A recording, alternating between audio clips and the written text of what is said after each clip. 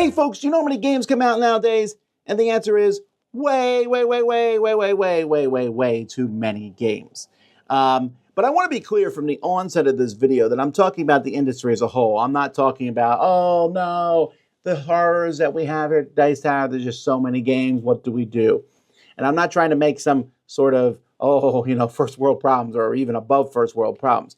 But I think there's too many games coming out. And everyone says that, right? That's what you read in the internet. There's too many games coming out. I looked it up. There's on BoardGameGeek.com, which is the definitive board game, place where all games are. There's at least 5,000 games and expansions. So expansions are included in there that were listed that came out in the year 2023. So not all those are going to be well-known ones. There's print and play, but let's take out that games that were 50 or more people ranked the game, which has something in there at least. There's still 1,100 of those games, which means if you played 3 new games a day, you could cover them all, almost, sort of. That's a lot of work. And, even when you looked at the end of the year lists, the top 10 lists from everybody who was involved in gaming, there was like over 100 different games. So it's not like there's any consensus on what the best games are. And there are just so many games. When you look at the convention previews for the big conventions like Gen Con and the Spiel and even smaller ones like Origins Up, the number of games that are coming out is immense. The number of new games that comes out each week. If you go to crowd, funding platforms like BackerKit, GameFound, and Kickstarter, there's so many games coming out, dozens of games that are being released each week there, and dozens of games in real life being done. More games now come out in a year than came out in a decade when I was a kid. So there's so many games coming out. And again, I don't think this is an objective fact. There's a ton of games coming out. And it's also pretty much an objective fact that, we can't play everything. So I want to talk about that briefly. What are the negatives of all these games coming out? Well, first of all, there's no way anybody can play everything. You just can't get to all the games. There are some people who attempt to do so. And there's a lot of people that try to play everything, but there's just too many games. It's not physically possible. 5,000 different games coming out to try to attempt to play all those. You just couldn't do it. You can't play 12 different games every day. It's humanly impossible. But here's the thing. I'm going to go farther than that and say you can't play every major release that comes out. There are just so many big games. It used to be a few big games came out over the year. Like, what are the hot games? These are the hot games. I will get them played. But you can't get to all of them. And also, because there's such an immensity of games that is coming out, it's hard to tell what's good or not. The signal-noise ratio is high out there. And everybody is saying this game is great, and this game is great, and this game is great. And that's obviously not true if you go a few years later and see these games that were great are still not being talked about, and games are here and gone quickly. And so that makes it really tough, the amount of games coming out, for publishers. It's hard for publishers to stay abreast, to have their game stand out. It's hard for a publisher to have their game get out and be noticed at all. Because shelf space at a store, and this is hard for game stores. What are they supposed to stock?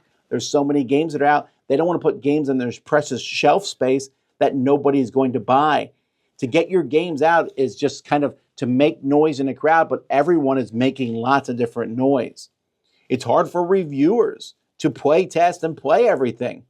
I mean, what do you do in this situation? There are people out there that say, you should play a game 20, 30 times before you do it. And there are some reviewers who do that. But how do we know those reviewers pick the best games? They just randomly are picking themselves. And so it's hard to get to all the different things that you can do. It's hard to get rid of games. The secondary market is also flooded. And you buy these games, their value drops like a rock on most games. A few games it goes up on, but for the most part, buying and selling board games for profit is a sucker's deal.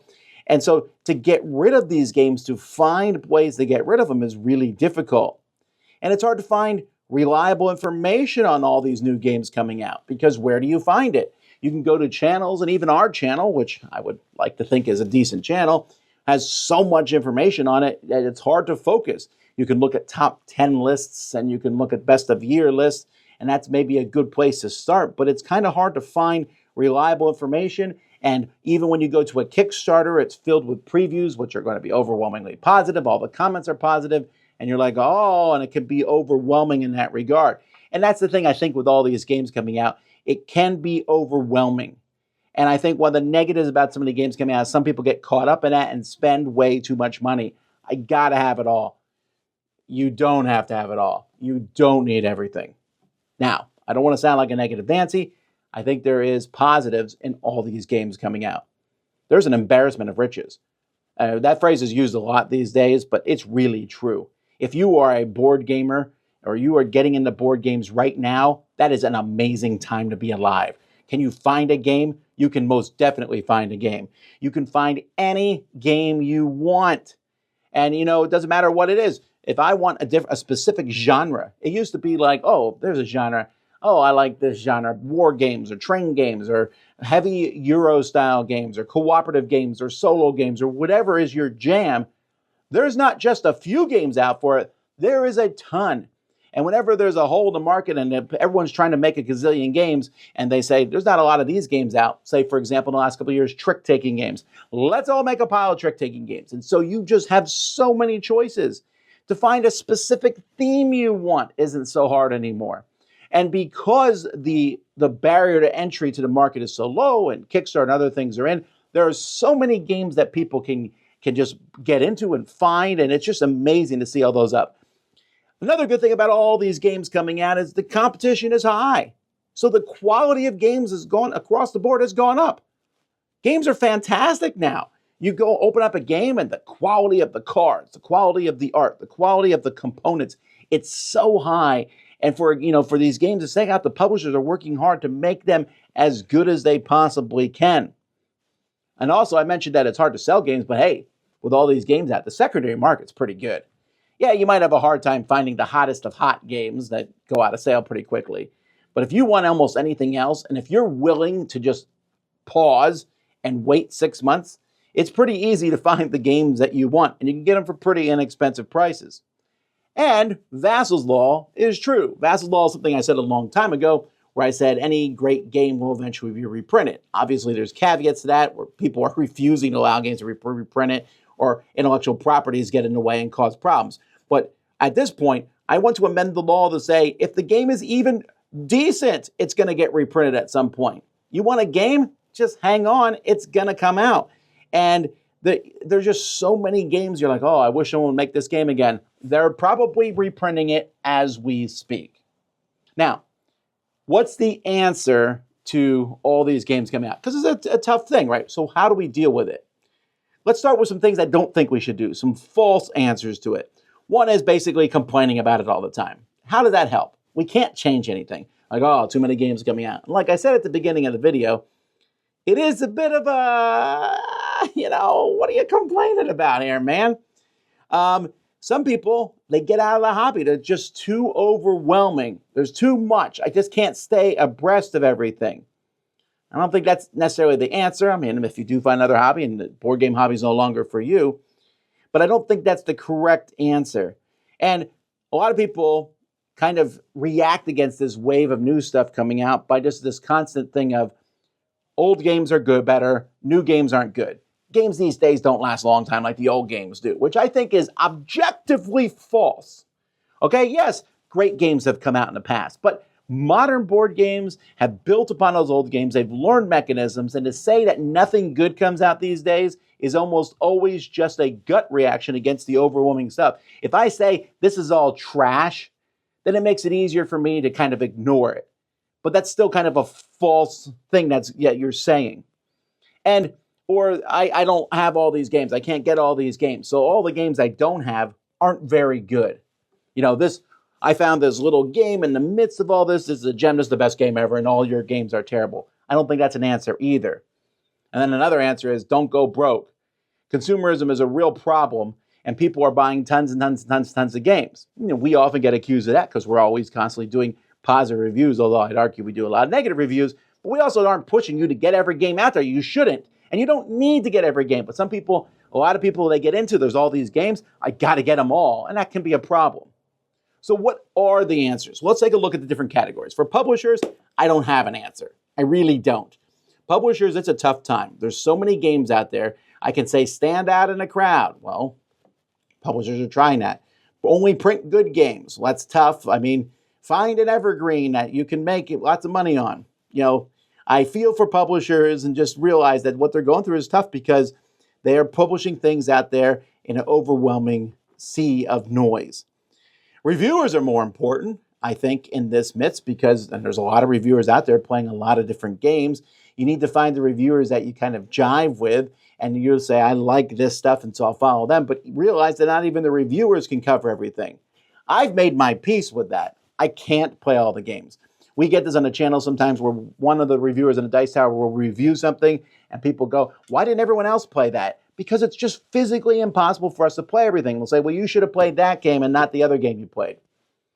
You just can't do that. We have to. And then we would get complaints that we didn't cover the other game. What can you do? And so what can us consumers, and that includes me because I also like to play games, what can we do? Well, first of all, play more games. You don't have to buy everything. So go to conventions if you have a chance at convention and try out games. Game groups, playing games, because playing a game will tell you if you like it more than anything else. And if you have the chance to play games that you have not bought, why not do that? And you have to come to terms with not playing everything. Like I said, I'm very cautious in this regard with some people like, no, I will never play anything new again. Okay, that's fine. If you don't want to, go for it, but you're not on some moral high ground by doing that. But at the same time, you can't play everything. You're not going to be able to. That's okay. You can play cool things. I don't see every great movie that comes out. I don't play every great video game that's made. People say, I'm playing this video game, I'm having an amazing time. I go, cool. I play just a couple a year, and I have a great time with those. I play a ton of board games, and even then, someone will say to me, you should play this game. Maybe, but if I can't get to it, that's okay. And we need to focus on the games and not the consumption that comes with games. I think a big problem with games these days is we get these boxes and all the publishers, especially Kickstarter publishers, are saying, look at all this stuff that comes with it. You open this box and you pull out pins and coins and art prints and books and all that stuff, which just sits on your shelf. And that stuff, or the 16 expansions that come with a game, and it feels overwhelming. You're like, oh, all this stuff. You don't have to get all that stuff. Just get the game. Just play the game. Focus on playing the games. You don't need to go and search and see what new stuff's coming out. And it's so funny to me, these games come out and people have what they call a shelf of shame. And recently that's been changed to like a shelf of options or whatever. No, it's a shelf of shame. Let's call it what it is. If you get games, play them. That's the point of it. I don't really believe in or am a fan of the whole collection as a hobby, like just having a game sitting there means something, whatever. It could be a picture of the game then. You don't need the game for that. Just make a big picture on your wall that shows a bunch of games. Play your games. That's how you can come to conclusion here. There's so many games coming out, but I'm having fun right now playing this game. And we don't need to push other people to own everything. You don't need to own everything. If you're in a board game group, and not everyone is, but those of you who are lucky enough to be in a game group, share the load. I got this game, you got that game. You have a great game. I don't need to own that game if most of the time I'm playing it with you anyway. So we don't have to have everything. And we also don't need to brag about our collection size. Now, I will brag about the Dice Tower library. I think it's a great library. You should come to conventions. But my own personal collection, my house is very small. And even before I started the Dice Tower library, I was keeping my collection smaller because it doesn't matter how big your collection is. It's not that big of a deal. And finally, be content with such games as you have. Just let yourself find the games that you want to play and then have fun playing them. Look, I get it. It's fun to read about everything. I don't watch every movie that comes out, but I watch lots of movie trailers. I see those movie trailers and I think, that might be an interesting movie. That one looks fun. Maybe I'll watch it someday. But I don't watch them all. But I'm content. It's the same way with games. You're going to hear about this and that and this. And I think we all could do that hype. Be careful when you talk to your friends. You're like, oh, you got to play this. You got to have this. You got to get that. Or let's just take a look at the game we're playing right now and have a good time with it. I think overall that this sea of games that is on us right now, with thousands of new games coming out every year, and that just compiling upon the other games that are out there, it can be tough, but it doesn't mean there's not a lot of good games in there that we can play. Don't throw the baby out with the bathwater, as they might say, because I'm not going to say, well, I'm not going to play any of this new stuff, because some of that new stuff is amazing and fantastic. A lot of it is not. A lot of it is mediocre or worse. And that is one of the reasons that we try to tell you when we find that mediocre or worse stuff. But overall, I think that this a mass amount of stuff is fun. It's great for us as a consumer, because once you get that mindset that you don't have to have everything, then you got choice, baby. Then you look and say, I can get anything. You go to a restaurant, you can't eat everything on that menu. So you pick the thing that you think looks the best. And if it isn't the best, it's still pretty good, I hope, because you did some, you asked some other people, maybe you looked it up on Yelp. Same thing with board games. Find a board game. Wait a little bit. Find the one that you think you'll really like. Maybe you played it somewhere, and then have fun with that game. We're flooded with games, but there is a life raft, and that life raft is called contentment. I'm Tom Vasel. We'll see you next time on the Dice Tower.